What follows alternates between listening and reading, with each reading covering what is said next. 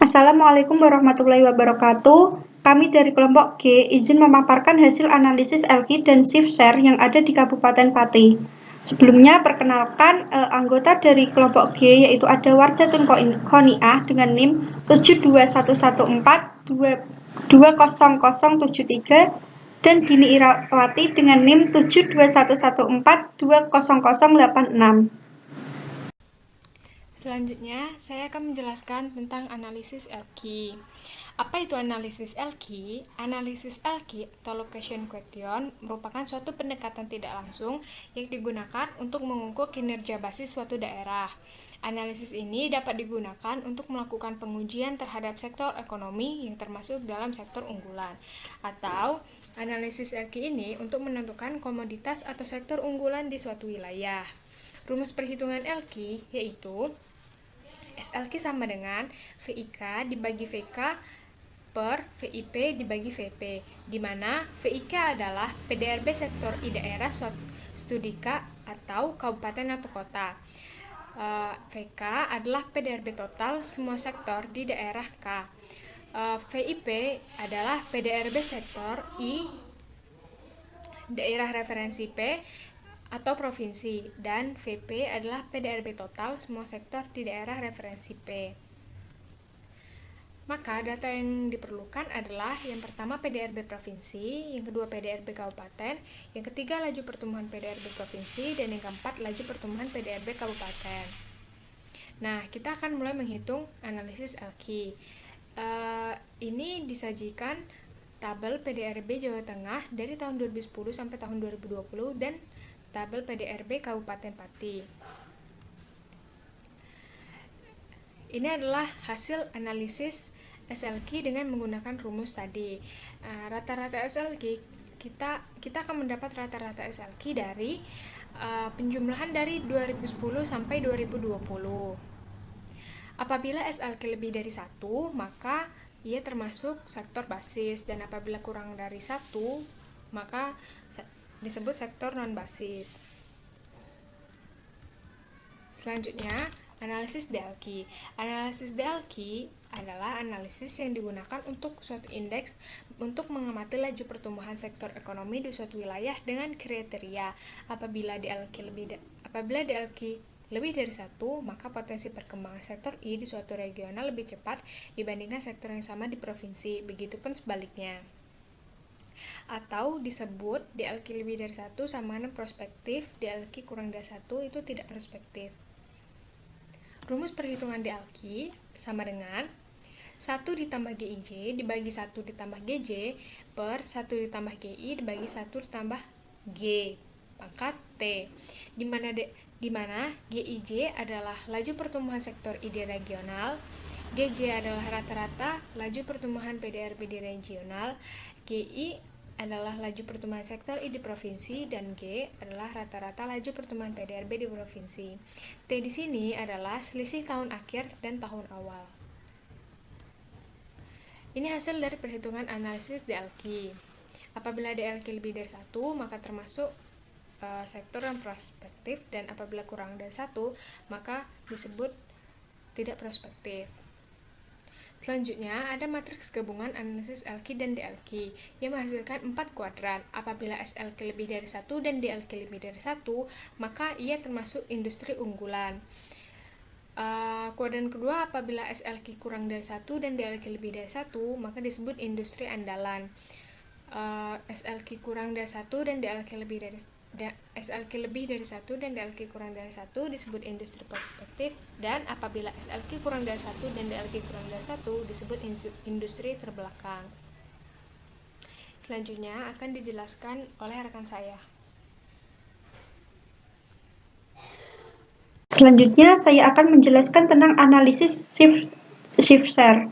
Metode analisis ini bertitik tolak dari anggapan dasar bahwa pertumbuhan ekonomi atau nilai tambah suatu daerah atau DIJ dipengaruhi oleh 3 komponen utama yang saling berhubungan satu sama lain, yakni yang pertama itu ada regional share atau regional growth component atau NIJ, yang kedua itu ada pertumbuhan sektoral atau proportional shift atau MIJ, serta pertumbuhan daya saing wilayah atau different shift. Nah, analisis share sendiri ini digunakan untuk menganalisis peranan suatu sektor ataupun pergeseran suatu sektor di daerah terhadap sektor yang sama dalam perekonomian nasional. Analisis ini membandingkan laju pertumbuhan suatu sektor di wilayah yang sempit terhadap wilayah yang lebih luas. Dari ketiga komponen tersebut, maka dapat dianalisis bahwa national share itu digunakan untuk melihat bagaimana pengaruh pertumbuhan ekonomi nasional terhadap daerah. Hal ini dilakukan dengan cara menganalisis pertumbuhan pengerjaan agregat secara sektoral dibandingkan dengan perubahan pada sektor yang sama di perekonomian yang dijadikan acuan. Selanjutnya, untuk pengertian dari proportional shift adalah digunakan untuk mengatur perubahan pertumbuhan atau penurunan pada daerah dibandingkan dengan perekonomian yang lebih besar yang dijadikan acuan. Pengukuran ini dapat digunakan untuk mengetahui apakah suatu perekonomian di daerah terkonsentrasi pada sektor-sektor yang tumbuh lebih cepat dibandingkan perekonomian yang dijadikan acuan.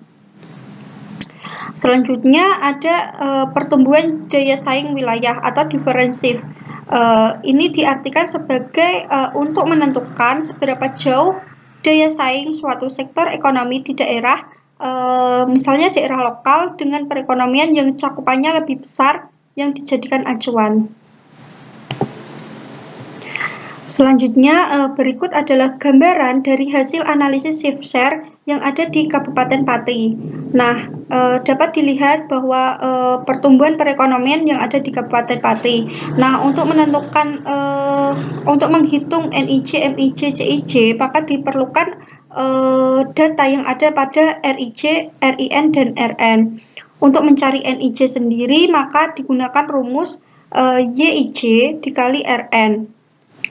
Maka akan ketemu hasilnya NIJ. Selanjutnya itu untuk mencari MIJ, maka digunakan rumus YIJ dikali dengan sebelumnya RIN dikurangi dengan RN.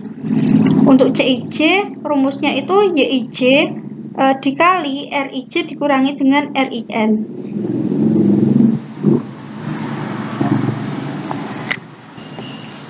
Nah, dari hasil perhitungan tersebut, maka akan diketahui klasifikasi suatu sektor.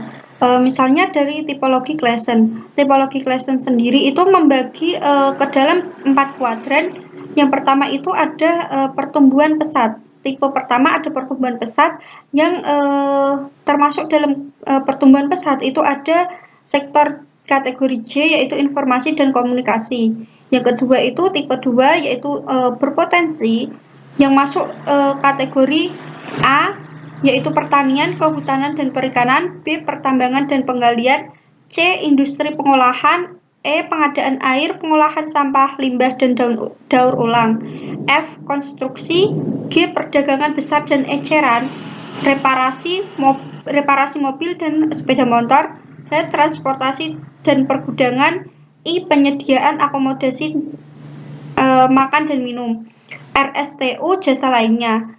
Selanjutnya ke tipe 3 yaitu berkembang yang terdiri dari kategori D yaitu pengadaan listrik dan gas, K jasa keuangan dan asuransi, L real estate, MN jasa perusahaan, P jasa pendidikan, Q jasa kesehatan dan kegiatan sosial. Serta tipe yang terakhir yaitu tipe keempat yaitu tipe terbelakang yang ditempati oleh kategori O yaitu administrasi pemerintahan, pertahanan dan jaminan sosial wajib.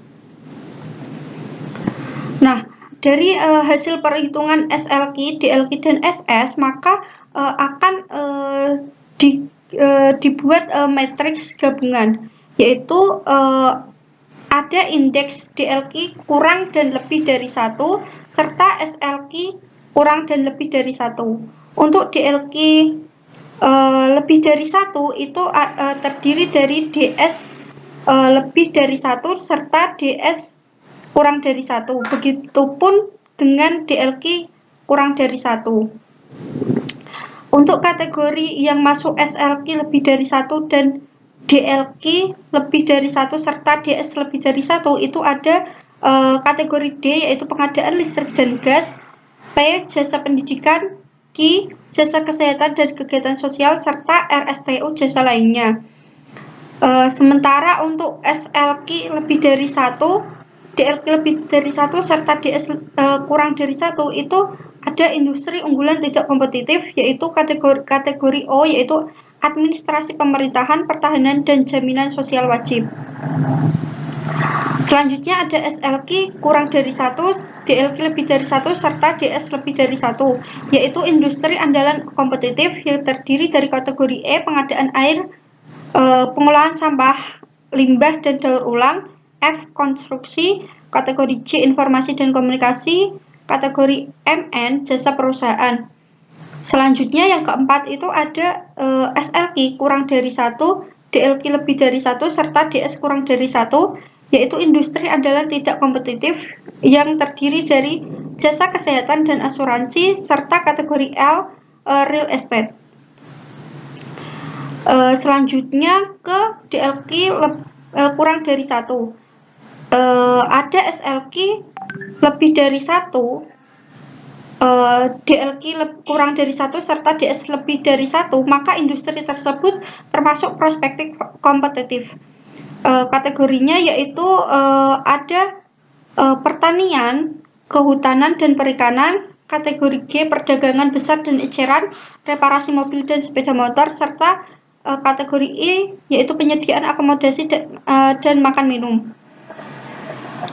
Untuk SLQ lebih dari 1, DLQ kurang dari 1, serta DS kurang dari 1, itu ada industri prospektif tidak kompetitif.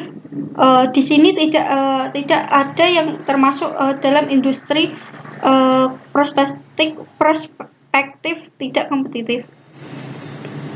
Selanjutnya ada SLQ kurang dari 1, DLQ kurang dari 1, serta DS lebih dari 1, yaitu industri terbelakang kompetitif yang terdiri dari kategori B pertambangan dan penggalian, C industri pengolahan, H transportasi dan pergudangan. Yang terakhir ada SLQ kurang dari 1, DLQ kurang dari 1, serta DS kurang dari 1, itu ada industri terbelakang tidak kompetitif.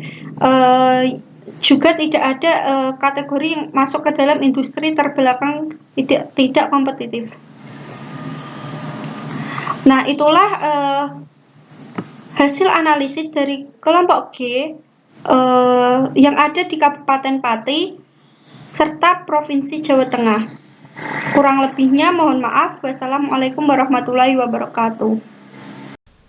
Selanjutnya, saya akan menjelaskan tentang analisis LQ. Apa itu analisis LQ? Analisis LQ atau location question merupakan suatu pendekatan tidak langsung yang digunakan untuk mengukur kinerja basis suatu daerah. Analisis ini dapat digunakan untuk melakukan pengujian terhadap sektor ekonomi yang termasuk dalam sektor unggulan. Atau, analisis LQ ini untuk menentukan komoditas atau sektor unggulan di suatu wilayah. Rumus perhitungan LQ yaitu SLQ sama dengan VIK dibagi VK per VIP dibagi VP, di mana VIK adalah PDRB sektor I daerah studi K atau kabupaten atau kota. VK adalah PDRB total semua sektor di daerah K. VIP adalah PDRB sektor I daerah referensi P atau provinsi, dan VP adalah PDRB total semua sektor di daerah referensi P. Maka data yang diperlukan adalah yang pertama PDRB provinsi, yang kedua PDRB kabupaten, yang ketiga laju pertumbuhan PDRB provinsi, dan yang keempat laju pertumbuhan PDRB kabupaten. Nah, kita akan mulai menghitung analisis LQ. Ini disajikan tabel PDRB Jawa Tengah dari tahun 2010 sampai tahun 2020 dan tabel PDRB Kabupaten Pati. Ini adalah hasil analisis SLQ dengan menggunakan rumus tadi. Rata-rata SLQ kita akan mendapat rata-rata SLQ dari penjumlahan dari 2010 sampai 2020. Apabila SLQ lebih dari 1, maka ia termasuk sektor basis, dan apabila kurang dari 1, maka disebut sektor non basis. Selanjutnya, analisis DLQ. Analisis DLQ adalah analisis yang digunakan untuk suatu indeks untuk mengamati laju pertumbuhan sektor ekonomi di suatu wilayah dengan kriteria apabila DLQ lebih dari 1, maka potensi perkembangan sektor I di suatu regional lebih cepat dibandingkan sektor yang sama di provinsi, begitupun sebaliknya. Atau disebut DLQ lebih dari 1 sama dengan prospektif, DLQ kurang dari 1 itu tidak prospektif. Rumus perhitungan DLQ sama dengan 1 ditambah GIJ dibagi 1 ditambah GJ per 1 ditambah GI dibagi 1 ditambah G pangkat T, di mana GIJ adalah laju pertumbuhan sektor I di regional, GJ adalah rata-rata laju pertumbuhan PDRB di regional, GI adalah laju pertumbuhan sektor I di provinsi, dan G adalah rata-rata laju pertumbuhan PDRB di provinsi. T di sini adalah selisih tahun akhir dan tahun awal. Ini hasil dari perhitungan analisis DLQ. Apabila DLQ lebih dari 1, maka termasuk sektor yang prospektif, dan apabila kurang dari 1, maka disebut tidak prospektif. Selanjutnya, ada matriks gabungan analisis LQ dan DLQ yang menghasilkan 4 kuadran. Apabila SLQ lebih dari 1 dan DLQ lebih dari 1, maka ia termasuk industri unggulan. Kuadran kedua, apabila SLQ kurang dari 1 dan DLQ lebih dari 1, maka disebut industri andalan. SLQ kurang dari 1 dan DLQ lebih dari 1 dan DLQ kurang dari 1 disebut industri prospektif, dan apabila SLQ kurang dari 1 dan DLQ kurang dari 1 disebut industri terbelakang. Selanjutnya akan dijelaskan oleh rekan saya.